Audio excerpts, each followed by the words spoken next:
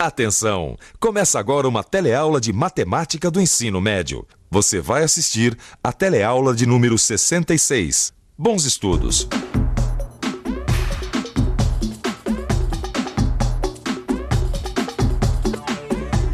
Oi, nas últimas teleaulas a gente vem estudando volume. E você viu como se calcula o volume de alguns sólidos geométricos. Agora, dê uma olhada aqui nessas miniaturas. Trata-se da mesma figura em 3 tamanhos diferentes. Como elas são figuras semelhantes, a gente pode dizer que existe uma relação entre suas áreas e volumes. E é exatamente esse o tema da nossa teleaula. Você vai ver que existe uma relação entre as áreas e volumes de figuras semelhantes. Hoje você vai ver como identificar a razão entre áreas de sólidos semelhantes. E também vai aprender a identificar a razão entre volumes de sólidos semelhantes.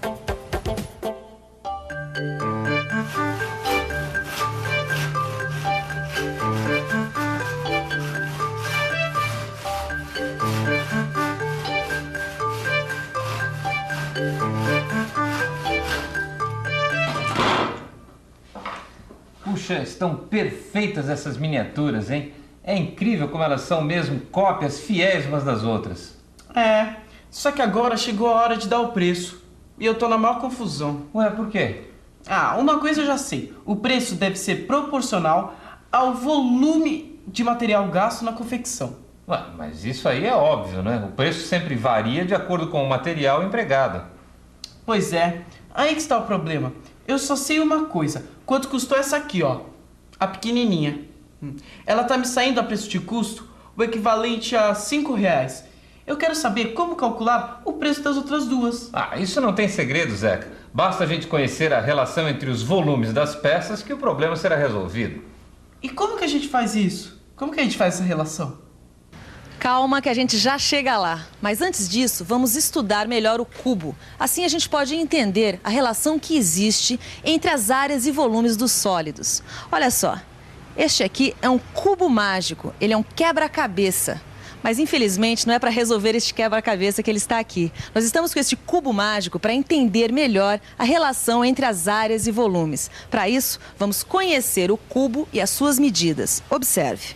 Vamos considerar cada um desses cubinhos como sendo a unidade. São cubinhos cuja aresta mede 1. Se o cubo tem 3 desses cubinhos, sua aresta vai medir 3. Agora vamos ver o que acontece com a área da face e o volume do cubo quando a aresta é triplicada. Para começar, vamos triplicar a área. Aqui está a unidade do nosso cubo, um cubinho de aresta 1. E aqui está a sua área triplicada. Observe que a razão entre as medidas das arestas é de 1 para 3. E que a razão entre as áreas é de 1/3 ao quadrado, que é o mesmo que 1 sobre 9. Com isso, a gente pode concluir o seguinte. Se triplicarmos o lado do quadrado, sua área fica aumentada de 3 ao quadrado, ou seja, de 9 vezes. Bom, com isso você viu o que acontece com a área do quadrado se a gente triplicar o seu lado. Agora vamos ver o que acontece com o volume do cubo se a gente também triplicá-lo. Aqui a gente tem o cubo, que é a nossa unidade. Veja que seu volume é igual a 1. Agora vamos triplicá-lo. Veja o que acontece. A gente tem 3 placas, cada uma delas com 3 cubinhos ao quadrado. Então, o número total de cubos é igual a 3 ao cubo, que é 27. Ou seja, o cubo mágico é formado por 27 cubinhos unitários. Logo, a razão entre os volumes dos 2 cubos é de 1 sobre 3 ao cubo, ou de 1 sobre 27. De uma maneira geral, a gente pode concluir o seguinte. Se a gente tem 2 objetos ou 2 figuras semelhantes como essas aqui, a gente pode dizer que a medida de uma vale k vezes a medida da outra. Onde k é o número que representa a razão de semelhança entre essas 2 figuras ou objetos. Com isso, a gente pode concluir o seguinte, que a área de uma vale k ao quadrado vezes a área da outra e que o volume de uma vale k ao cubo vezes o volume da outra. Para você visualizar melhor essas relações entre áreas e volumes de figuras semelhantes, observe a tabela. Veja, Quando duas figuras são semelhantes, a gente diz que a razão entre comprimentos é K, que a razão entre áreas é K ao quadrado e que a razão entre volumes é K ao cubo. Ah, quer dizer que já existe uma relação conhecida entre área e volume de figuras semelhantes. Exatamente. Isso ficou claro para você? Ah, ficou. Vê se eu estou certo. Se eu tenho duas figuras semelhantes, eu posso dizer que a razão entre os comprimentos é K, que a razão entre suas áreas é K ao quadrado e que a razão entre seus volumes é K ao cubo? É isso mesmo? Exatamente. E é justamente essa relação entre comprimentos, áreas e volumes de figuras semelhantes que vão determinar o preço de custo das suas miniaturas. E como que a gente faz isso? Bem, isso é muito simples. A gente já sabe que o preço das miniaturas é proporcional ao volume de material empregado em cada uma delas, não é isso? Tá certo. É a quantidade de material que vai determinar o preço. Então vamos comparar essas duas aqui, por exemplo. A gente sabe que a miniatura 2 tem o dobro do tamanho da miniatura 1. Logo, a razão entre alturas é de 1 sobre 2. Daí a gente pode também tirar a razão entre volumes, que é de 1 sobre 2 elevado ao cubo, que dá 1 sobre 8. E o que é que a gente pode concluir com isso? Que esta miniatura gasta 8 vezes mais material do que esta. 8 vezes mais material? Então quer dizer que o fato dela ter o dobro de tamanho do que essa não quer dizer que ela gaste o dobro de material? Não, como nós já vimos, ela gasta 8 vezes mais material. Então, como eu gastei R$5 nesta miniatura menor e com a outra tem 8 vezes mais material, então eu gastei 8 vezes 5, ou seja, R$40. Exatamente. Agora só falta a gente calcular o custo dessa daqui, que é o triplo do tamanho da primeira. Deixa comigo, essa eu resolvo. Bem, a única informação que eu tenho é que a miniatura 3 tem o triplo do tamanho da miniatura 1. Isso quer dizer que a razão entre as alturas das duas miniaturas é de 1 sobre 3. Com isso, eu posso concluir que a razão entre volumes é de 1 sobre 3 elevado ao cubo, que dá 1 sobre 27.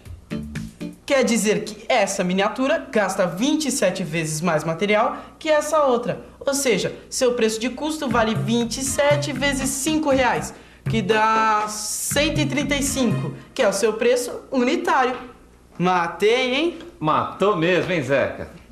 E atenção, se liga aí que é a hora da revisão. Na teleaula de hoje, você aprendeu a calcular a relação existente entre as áreas e os volumes de figuras semelhantes. Você viu como identificar a razão entre áreas de sólidos semelhantes.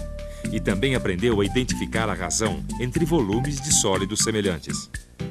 Concluindo, na teleaula de hoje, você viu a relação existente entre áreas e volumes de figuras e objetos semelhantes. Se K é a razão de semelhança entre duas figuras, então a razão entre suas áreas será K ao quadrado e a razão entre seus volumes será K ao cubo.